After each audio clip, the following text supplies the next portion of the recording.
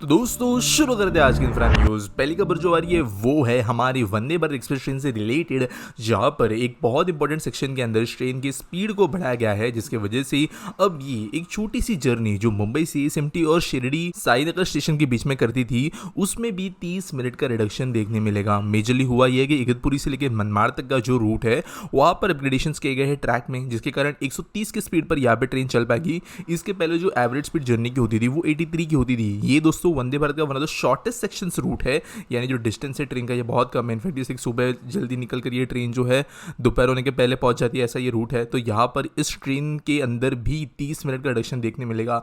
अभी यहाँ पर इस तरीके के कई सेक्शंस के ऊपर काम चल रहा है देश में, ताकि जो स्पीड्स है एवरेज बेसिस पे बढ़ाई जा सके। और एक अच्छी बात यहाँ पर है कि धीरे धीरे सेक्शंस ओपन हो रहे हैं।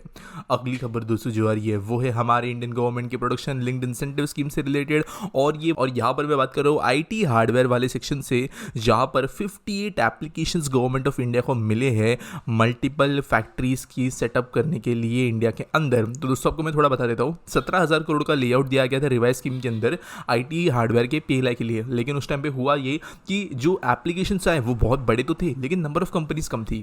बाद में गवर्नमेंट ने कुछ स्कीम्स के अंदर भी चेंजेस किए, और साथ साथ यहाँ पर जो है Apple, Dell, HP, other brands को भी मैन्युफैक्चरिंग बेस सेटअप करने को बोला। बाद में लैपटॉप बेंच जैसी चीजें गवर्नमेंट ने की, जिसके कारण ये जो जितने मैंने भी बड़े नाम कहे और साथ साथ जो टोटली 58 कंपनीज है, ये मिलकर अब भारत में इंडिया में ही प्रोडक्शन शुरू करना चाहती है अपने इलेक्ट्रॉनिक्स का। तो कहीं ना कहीं पर यहाँ पर एक तरफ से चॉकलेट देना, दूसरी तरफ से फोर्स करना, ऐसा गवर्नमेंट जो है डबल तरीके से काम करके यहाँ पे सेटअप कर रही है मैन्युफैक्चरिंग। लेकिन दोस्तों ओवरऑल इंडिया के लिए एक बहुत बड़ी बात होगी। अगली खबर दोस्तों जो आ रही है वो है उत्तर प्रदेश से, जब योगी आदित्यनाथ जो सीएम है यूपी के, उनके द्वारा बुंदेलखंड में एक इस रीजन के लिए सौंपे गए हैं तो नेशनल स्पोर्ट्स एकेडमी। तो दोस्तों नेशनल स्पोर्ट्स डे के दिन पे ये सब कुछ हुआ है।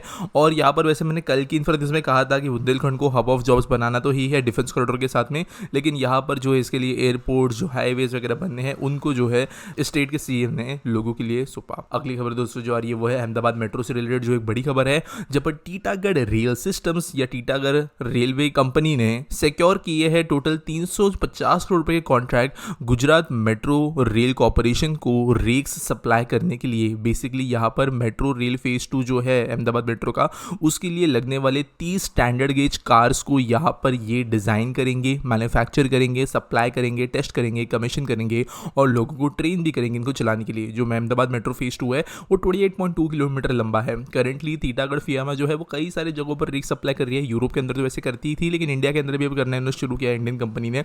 तो यहाँ पर 94 वीक्स में ये रेक्स बनकर अहमदाबाद पहुंचेंगे और ये बनेंगे उत्तरपारा प्लांट के अंदर वेस्ट बंगाल में। अगली खबर दोस्तों जो आ रही है वो है गुवाहाटी से, जहां पर एक बहुत इंपॉर्टेंट 4 लेन फ्लाईओवर, जो अब तक का सबसे लंबा फ्लाईओवर होगा गुवाहाटी का, वो ओपन कर दिया जाने वाला है लोगों के लिए। टोटल लेंथ इस फ्लाईओवर की होगी 2.6 किलोमीटर की, जिसकी वजह से ट्रैफिक कंजेशन और ट्रैवलिंग को आसानी मिलेगी। अगली खबर दोस्तों जो आ रही है वो है देश के अंदर इन्फ्लो होने वाले एफडीआई से रिलेटेड, जहां पर एक डिप देखने मिला है ओवरऑल एफडीआई इन्फ्लोड्स के अंदर क्वार्टर टू क्वार्टर पीरियड में।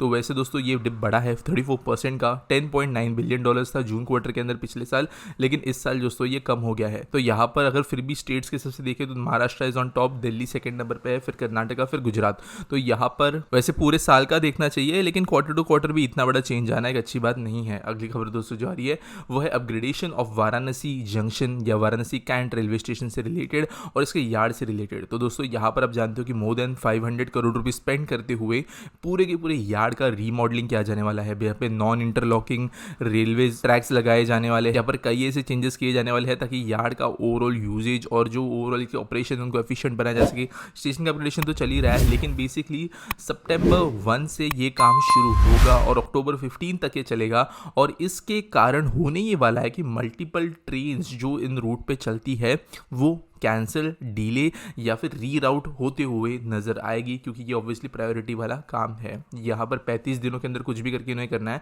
वैसे इन्होंने कहा है कि वो कोई भी 100% ब्लॉक नहीं करेंगे दिन के टाइम में, मतलब थोड़ी सर्विसेज तो चलती ही रहेगी, लेकिन बहुत बड़े लेवल पे दूसरी सर्विसेज तो इफेक्ट होने वाली है। अगली खबर दोस्तों जारी वो है गुजरात मैरीटाइम बोर्ड से, जिन्होंने प्रपोजल्स इन्वाइट किए हैं वेल नोन कंसल्टिंग फर्म्स के साथ में एक पोर्ट सिटी मास्टर प्लान बनाने के लिए। तो दोस्तों यहाँ पर गुजरात चाहता है कि एक ultra modern state state of the art port या फिर एक समुद्री किनारे पे जहाँ पर ऑब्वियसली एक बंदर होगा, ऐसा एक पोर्ट डेवलप हो गुजरात में।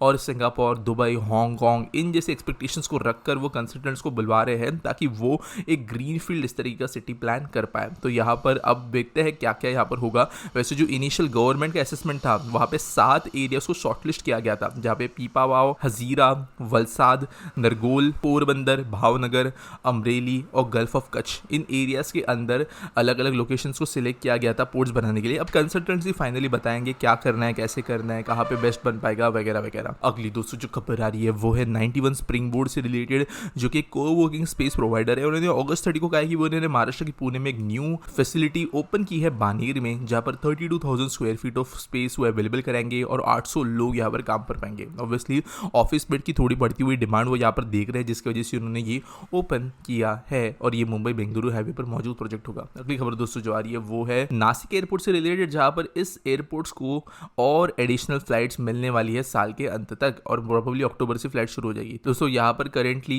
जो नासिक एयरपोर्ट है इसमें से दिन में सिर्फ 6 फ्लाइट चलती है जो 5 शहरों को सर्व करती है, ओझर एयरपोर्ट जो है नासिक का।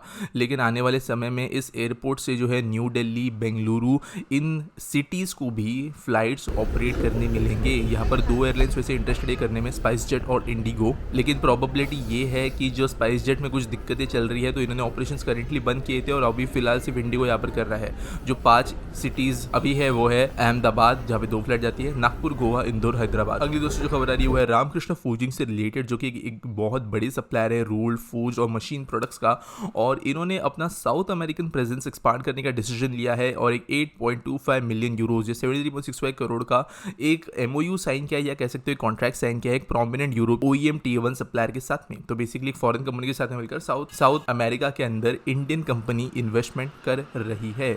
आज के आसपिटी सवाल के बारे में बात करें तो रेल फैन आयान पूछते हैं, is hybrid car more better than electric vehicle? तो देखो हम कंक्लूड नहीं कर सकते, बहुत केसेस अलग अलग होते हैं। इंडिया उस जमाने में हाइब्रिड कार्स देखना शुरू कर रहा है जब ईवी जो है वो मेन स्ट्रीम होना धीरे धीरे शुरू हो गई है। अगर हम यूएस की बात करें तो वहाँ पर Toyota Prius one of the highest selling cars रही है बहुत लंबे समय से, क्योंकि वो एक हाइब्रिड थी, बहुत अच्छा एफिशिएंसी दी थी। जापान के अंदर बहुत कार्स जो है वो हाइब्रिड है। बेसिकली जो डेवलप्ड देश है उन्होंने आईसी इंजन यानी पेट्रोल डीजल गाड़ियों से हाइब्रिड में ट्रांजिशन किया, फिर हाइब्रिड से वो जाकर ईवीज में गए। जबकि भारत जैसा देश जहाँ पर कार्स जो है वो प्रोबेबली सीधा सीधा जंप करेगी ईवीज के ऊपर, ऐसा करंटली नजर आ रहा है। अब बेटर वर्स ये बहुत ऑब्जेक्टिव है, हाइब्रिड कार्स पेट्रोल डीजल से ज़्यादा एफिशिएंट होती ही है क्योंकि उनमें एक बैटरी पैक होता है, उनके अंदर भी मोटर्स होती है, तो वो पेट्रोल डीजल इंजन को असिस्ट करती है, ज़्यादा स्मूथ चलती है।